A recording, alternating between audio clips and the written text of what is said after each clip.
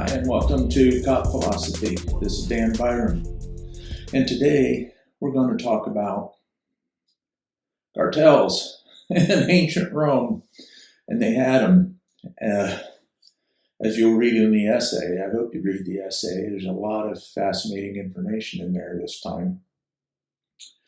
But what I wanted to present, rather than rambling about the specifics of the ancient Roman story, is just my proposal about the war on drugs. And we fought it. I've been in the trenches of that for many years, and I think it's safe to say not a lot of progress has been made, but it could be. And here's the problem. We're working just one small piece of the equation. The reason I cited ancient Rome is because they had a cartel problem, and their problem wasn't going to be stopped by military or police action against the cartel. What they did is they went against the corrupt politicians, and that's what I wanted to talk about for my plan. Yes, keep the pressure up, military pressure, law enforcement pressure on all cartels, domestic and foreign.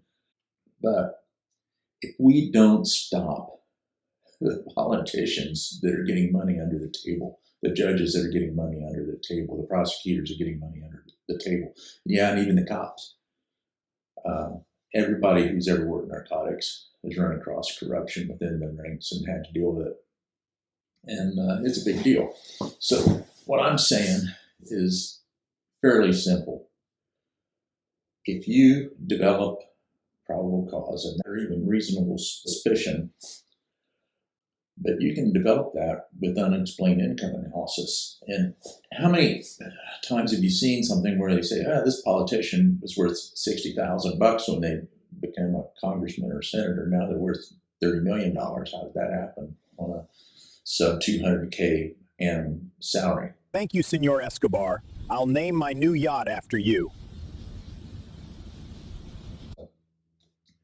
I think it's fairly obvious there's favors given. And how do they hide them? Well, I ran a money laundering sting many years, and I can guarantee you they have every imaginable way. I mean, you can set up, of course, offshore accounts. You can set up accounts through family members, and that's probably the best place to look.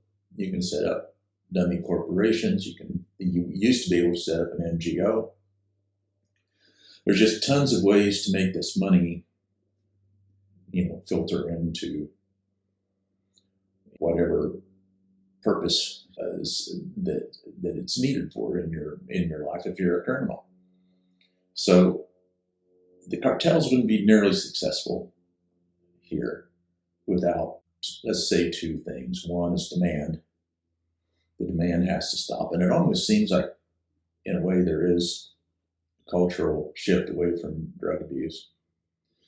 And two, stop the corruption. So if you do an unexplained income analysis, that leads to a forensic deep dive audit that expands throughout a suspect's network, and take it to a grand jury outside Washington, D.C. And that was the other thing that ties into this. In the Romans, one of their problems was the jury was made up of the Senate themselves. So if they had Roman senators that were corrupt and benefiting from cartel land grabs, how could you ever prosecute them? And the story of that's in the essay. So before I get too far down this rabbit hole, I just wanted to throw that idea out there that maybe our battle would be better fought with a focus on the inside rather than the outside. Of course, sustain the outside efforts. This is not new. The Romans did it. Here's a flash. The Colombians did it. If you remember the breaking of the Colombian cartel, that's exactly what they did, and it was successful.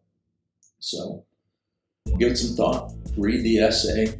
I'm not saying, run this as a formal plan. I'm just saying, let's start thinking in those terms, and maybe we'll see more success, because that's where I think this problem gets its oxygen. Now, I hope you enjoy it. I hope you enjoy reading about history, philosophy, psychology, literature, things that we can go back to, we can review and find more about ourselves as law enforcement, as peacekeepers, as defenders of the country.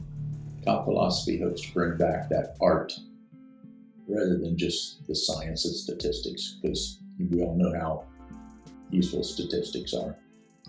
That's Cop Philosophy. I'm Dan Byron. Thank you for listening.